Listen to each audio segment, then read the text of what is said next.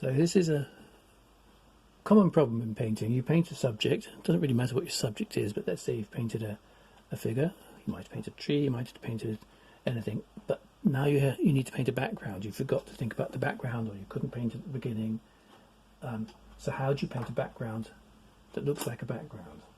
So here I've got a gouache painting. The essential thing is, firstly, you've got to have a really good edge brush, because the key thing is to get the background right up close to the figure without making it look like it's just stripes of paint surrounding her.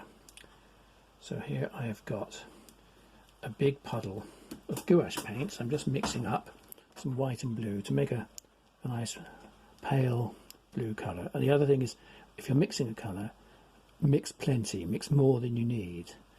I'm not sure I've got more than I need, but I'll see how I do. Make sure you've got enough to do the whole job, because if you try to remix it halfway, it's very difficult to match your colour and make it look even. So I'm using a flat sable synthetic mixture brush, which has got a really good edge. It's about a 3/8 wide one. You can't, well, if you're trying to do a sharp edged image, you can't use a hog to do this, because you've got to get in really close. Let's start on the right and have a little practice over here. So you're going to get the paint on in big strokes, and I've mixed up plenty, and I'm just dipping into the paint. I'm not diluting it. And the key thing is I can use the edge of this brush to get in really sharp in between the bits of hair here, down the nape of the neck, down close to the shoulder. I can paint out a big splotch of paint, but just there was a mistake. I couldn't get rid of it, so I can paint over it. So I'm painting a really accurate line round. As I go, I brush it out into the surrounding area.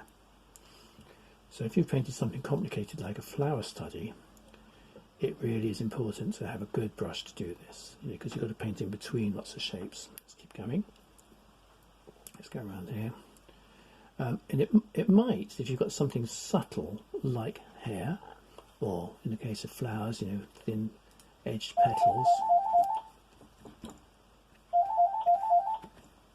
it might be necessary to paint back over the background. So you might just flip the hair back over that background. But let's complete the background first. Let's keep going. So I'm doing a big section here, and I'm going to come in really sharp. It's a simple thing to explain this, but the number of paintings I see in my classes where I'm teaching people to paint, where they do this, but they leave a big gap, and it looks like there's a sort of halo around the figure.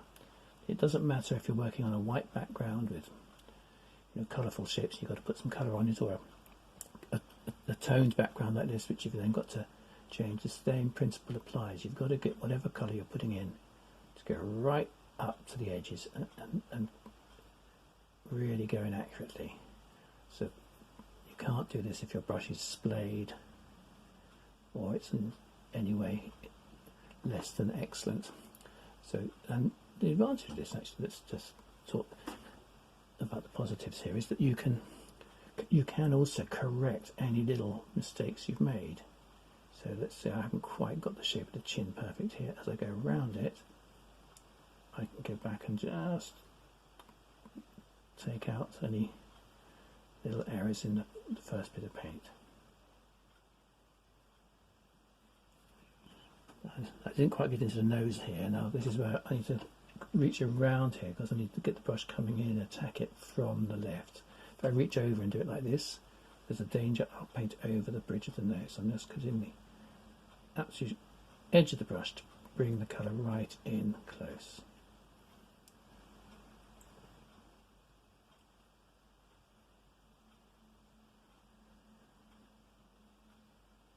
There we go. Well, if you wonder what that phone call was, it was just Damien Hirst phoning up to find out how to do his next painting. He doesn't know how to paint, you see. He just phones up for advice now and then. Trade secret, obviously, I can't let on.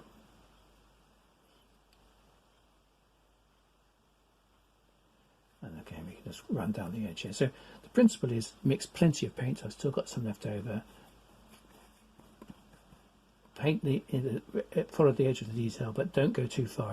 Every inch or so, cover the paint over the rest of the background, and make sure you do it evenly so it doesn't look like it's all brushy going in the wrong way.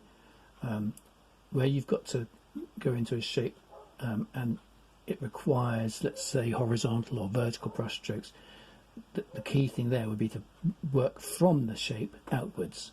So you work from the figure, in this instance, out into the surrounding areas, and then brush the strokes all in the correct direction. But here, although it might look slightly uneven, it is going to dry to exactly the same colour all the way around. This is gouache paint, which is rather like a poster paint in characteristics. It's an artist's version of poster paint, so it means that I can paint. It's a watercolour, but I can paint over other colours and hide them. So I can hide mistakes in a watercolour. This is actually a gouache painting, so it works perfectly. It has similar characteristics to acrylic, except that this paint can be re-wetted and moved around again, whereas acrylic can't. Okay, hope that helps you in your next project. Thanks for watching.